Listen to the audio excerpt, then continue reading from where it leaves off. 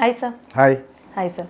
Sir ఇప్పుడు దిల్ రాజు గారి ఒక న్యూ మూవీ రాబోతుంది తమ్ముడు. అందులో హీరో నితిన్ గారు అనమాట. అయితే నితిన్ గారికి వచ్చేసి ఈ మధ్య కాలంలో హిట్ మూవీ అంటూ లేదు. సో నెక్స్ట్ కూడా దిల్ రాజు గారి ప్రొడక్షన్లోనే నితిన్ గారు చేస్తున్నారు. టైటిల్ వచ్చేసి ఎల్లమ్మ అని మూవీ నేము. సో అందులో డైరెక్టర్ వచ్చేసి మన వేణు బలగం మూవీ తీసిన ఆయనండి. సో హిట్ అనేది లేనే లేదు నితిన్ గారికి. సో 100 కోట్లు బడ్జెట్తో తీస్తున్నారంట ఎల్లమ్మ మూవీ అనేది. ఒకవేళ తీస్తే వర్త్ అవుతుందంటారా ఆ మూవీకి? హిట్ అయ్యింది? హిట్లు అందరికీ లేవు, చిరంజీవికి లేవు, పవన్ కళ్యాణ్కి లేవు, చాలా మంది విజయ్ దేవరకొండ లేవు. విజయ్ దేవరకొండ హిట్ ఏమైనా ఉందా? లేదు. మరి ఇంకా చేస్తారు కదా. ఇప్పుడు ఓన్లీ నితిన్కి ఎందుకు చెప్పాలి? నితిన్ వాళ్ళు ఎవరో దిల్ రాజుకి బాగా కావాల్సినాడు. దిల్ ఎవరు? ఫస్ట్ మూవీ దిల్లోనే ఉన్నాడు కదా నితిన్. వినాయక్ డైరెక్షన్లో చేసిన అతను ఒకటి హిట్ ఒకటి ఫ్లాపు అని మనం అనకూడదు. ఎందుకంటే అందరికీ ఫ్లాప్స్ ఉంటాయి. ఓకే, వాళ్ళు ఆల్రెడీ రికగ్నైజబుల్ హీరోస్. పెద్ద హీరో చిరంజీవి గారికి ఎందుకంటానంటే ఆయనకు కూడా ఫ్లాప్లు ఉన్న తర్వాత కదా మళ్ళీ హిట్ అవుతుంది. ఆ విధంగా అందరికీ ఉంటే ఆ విధంగా ఇతనికి మంచి సినిమా పడాలని కోరుకుంటారు. వాళ్ళ ఫాదర్ కూడా బాగా కావాల్సినాడు దిల్ రాజు. ఇతని కెరీర్ స్టార్ట్ అయిందే వాళ్ళతోరి. సినిమా మీడియేటర్గా ఉన్నప్పుడు దీనికంటే ముందు సినిమా మీడియేటర్గా ఇతనికి మరి ఎవరు గిరి రాజు అని ఉండేవారు. గిరి మెడ్రాస్లో ఉండేవాడు. రాజు అంటే ఈయన యాక్చువల్గా రెడ్డి. దిల్ రాజు అతను వెంకటరామరెడ్డి ఎవరో పేరు రాజు అంటారు. రాజు గిరి వీళ్ళిద్దరు మీడియేటర్స్. వాళ్ళ సినిమాలన్నీ ఇక్కడ అమ్మాలంటే నైజాంలో వీళ్ళ చేసి పెట్టాలి. దానికి నితిన్ ఫాదర్ డిస్ట్రిబ్యూటర్. అదేంది అప్పుడు కుర్రోడు ఇతను కొంచెం ఎక్కువ వయసులో వస్తున్నారు, బాగుంటాడు కాబట్టి హీరోగా పెట్టాలనుకున్నారు. వాళ్ళ సిస్టర్ కూడా ప్రొడ్యూసరే, నితిన్ వాళ్ళ సిస్టర్. ఆమె ఇప్పుడు డివోర్స్ అయిపోయింది. ఆమె ఫస్ట్ హస్బెండ్ నా పక్కనే ఉండేవాడు అక్కడ జూబ్లీ హిల్స్లో. సతీష్ రెడ్డి పేరు ఉంది అతని పేరు. వెళ్ళిపోయాడు, అమెరికా వెళ్ళిపోయాడు. సో వీళ్ళు బావే. వీళ్ళు ఎందుకంటే అతనితోటి ఈ ప్రాజెక్ట్ అనేది డైరెక్టర్ పేరు చెప్పారు కాబట్టి బలగం ఒక సాధారణమైన సహజగతతో కూడుకున్న మంచి సినిమాని ఆడదనుకున్నది ముందు ఓటీటీలో రిలీజ్ చేసి అక్కడ పెద్ద సర్ప్రైజింగ్గా ఆడడం వల్ల మళ్ళీ థియేటర్లో రిలీజ్ చేసిన వ్యక్తి దిల్ రాజు. ఓకేనా? సో ఆయన ఎంతో తీయడం అనేది కరెక్ట్, యాప్ట్. ఈ టైంలో ఆయనకి కూడా కొన్ని సరిగ్గా ఆడకపోవటం. ఇప్పుడు మళ్ళీ సడన్గా పెద్ద హీరో ఎందుకంటే రామ్ చరణ్తో ఫ్లాప్ అయిపోయింది. అంచేత అవన్నీ కరెక్ట్ సమయంలో ఉన్నారు కాబట్టి కనీసం ఒక మంచి ఒక డైరెక్టర్, మంచి సబ్జెక్ట్ తెచ్చుకున్న డైరెక్టర్తో తీస్తే వీళ్ళందరికీ ఉన్న బ్యాడ్ అందులో పోతుంది. ఆ విధంగా బాగా డైరెక్టర్కి నెక్స్ట్ ప్రాజెక్ట్ ఇంకా చేయలేదు కదా, చేశాడా?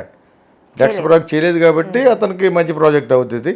అది 100 కోట్ల 200 కోట్ల అసలు 8 కోట్ల గురించి చెప్పొద్దు. నేను జనరల్గా నేను తీసినా కూడా నేను రేపొద్దున చెప్పినా కూడా నమ్మొద్దు. అసలు నేను బడ్జెటే చెప్పను. నేను అసలు ఎందుకు చెప్పాలి బడ్జెట్? కొనుక్కునే వాళ్ళ కోసం. కొనుక్కునే వాళ్ళు అల్టిమేట్గా ఎవడ స్టార్, ఆ స్టార్కి ఎంత ఇచ్చాడు ఈయన, అది ఇచ్చాడా లేదా, పార్ట్నర్షిప్ అనేది none of their business. Cinema గుద్దేసిందంటే సినిమా నిజంగా రిలీజ్ అయ్యి బిజినెస్ అవ్వకపోయినా కూడా రిలీజ్ చేసుకోగల సత్తా ఎవరికి ఎదుగుంది? దిల్ రాజుకు ఉంది కదా. ఓన్ థియేటర్స్, ఆ థియేటర్స్ ఇట్లా మొత్తానికి ఇక్కడ ఒక 500-600 థియేటర్లు, యూఎస్లో ఒక 40-50 థియేటర్లు రిలీజ్ చేసుకోగల శక్తి ఉన్నవాడు కాబట్టి కొట్టిన దానికి ఎక్కడికో కొట్టేస్తుంది. అవి ఎలా కలెక్ట్ చేసుకోవాలో మనందరికంటే దిల్ రాజుకి బాగా తెలుసు. అయినా కూడా 100 కోట్లని ఎందుకు చెప్తారంటే ఒకవేళ అమ్మవలసిన పరిస్థితి వచ్చిందనుకోండి, ఆంధ్ర సీడెడ్ నైజాంలో ఒక ఆంధ్ర అమ్మేసాడు అనుకోండి, ఆ 100కి 50 కలిపి 150 కోట్లు రేంజ్లో అమ్మటం కోసం ముందు చెప్తారు. యాక్చువల్గా సినిమా బిజినెస్ లక్షణం అది. అంచేత అది పక్కన పెడితే ప్రాజెక్ట్ బాగానే ఉంటుందని నేను ఎందుకు అనుకుంటున్నానంటే అతను బలగం అనే సహజత్వంతో కూడుకున్న మంచి సినిమా తీశాడు కాబట్టి. అతను ఎల్లమ్మ కూడా టైటిల్ చాలా బాగుంది. ఏదైనా కథ నవలేమో అటువంటిది. మా ఫిల్మ్ స్కూల్లో చదువుకున్నప్పుడు ఎప్పుడో ఒక అతను ఇదే టైటిల్ మీద చెప్పాడు. అదేదో కడప నుంచి భర్త ఎక్కడికో వెళ్తే ఆ భర్తను వెతుక్కుంటూ వెళ్తుంది అనమాట. అది ఆ సబ్జెక్ట్ మరి పుస్తకం అది. ఆ నావలిస్ట్ దగ్గర ఆ బుక్ కొన్నాడు. మరి ఆ టైటిల్ ఈ టైటిల్ దగ్గర కనపడుతుంది. మా ఫిల్మ్ స్కూల్లో స్టూడెంట్, 5-6 years బ్యాక్ స్టూడెంట్ అనమాట. మరి అది ఇది ఒకటో తెలియదు కానీ ఇది వేరే టైటిల్ వేరే అయి ఉంటుంది కానీ టైటిల్ ఒకేలా కనిపిస్తుంది నాకు. అంచేత అటువంటి సహజత్వంతో కూడిన సినిమా డైరెక్ట్ చేసిన బలగం లాంటి డైరెక్టర్కి ఒక మంచి స్టార్ని ఇస్తున్నాడు కాబట్టి ఇప్పుడు ఒక మంచి స్టార్ ప్రొడ్యూసర్ కాబట్టి ఇంకొంచెం బాగా తీయచ్చు. బడ్జెట్ పక్కన పెట్టండి. అదే సహజత్వంతో కూడుకుని ఇది కూడా ఒక మంచి సినిమా అయి ఉంటుంది. మంచి సినిమా అవుద్దని ఒక ఎక్స్పెక్టేషన్స్ ఉంటాయి. దిల్ రాజుకి ఏదో ఒకటి 2 సినిమాలు పోయిన మొన్న నితిన్కి ఒకటి 2 సినిమాలు ఫ్లాప్ అయినంత మాత్రాన మనం కొలమానంగా తీసుకోకూడదు. అందరికీ ఫ్లాప్స్ ఉంటాయి, అందరికీ ఏదో బ్రేక్ వస్తుంది, ఫాట్ అని కొట్టద్దు. దానికి బెస్ట్ ఎగ్జాంపుల్ ఇతనే ఎవరు విజయ్ దేవరకొండ.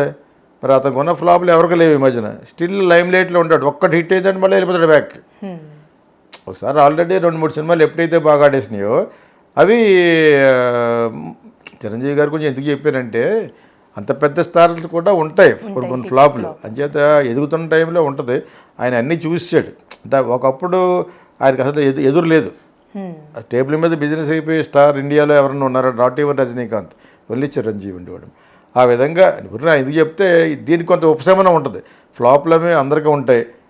అటువంటిప్పుడు మంచి సబ్జెక్టే హీరో కింద అనుకుని అందులో మంచి హీరో పడితే డెఫినెట్గా ఎక్కడికో వెళ్ళిపోతుంది. ఆ క్యాలిక్యులేషన్ వాళ్ళకు ఉంటాయి, దిల్ రాజు వాళ్ళకు ఉంటాయి. ఎక్కువ సినిమాలు తీసిన మీదటే కొంచెం మొనోటనెస్ వస్తుంది, కానీ ఇప్పుడు ఉంటాయి. ఎందుకంటే క్షవరం అయితే కానీ వివరం రాదన్నట్టుగా ఉంటుంది. ఇప్పుడు వీళ్ళందరూ అదే లైన్లో ఉన్నారు. నితిన్ అదే లైన్లో ఉన్నాడు, దిల్ రాజు అదే లైన్లో ఉన్నాడు. ఒకసారి క్షవరం అయితే కానీ వివరం రాదని ఒక సామెత, ఆంధ్ర సామెత అది.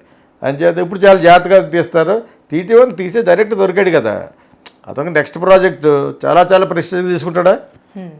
ప్రతి సీను చెక్కుకుంటూ కూర్చుంటాడు, కూర్చోవచ్చు. పెద్ద ప్రొడ్యూసరు, మంచి స్టార్డమ్ ఉన్న నటుడు, యంగ్ ఫెలో. ఈ మధ్య ఇంకా చాలా అందంగా తయారాడు నితిన్, ముందు కంటే.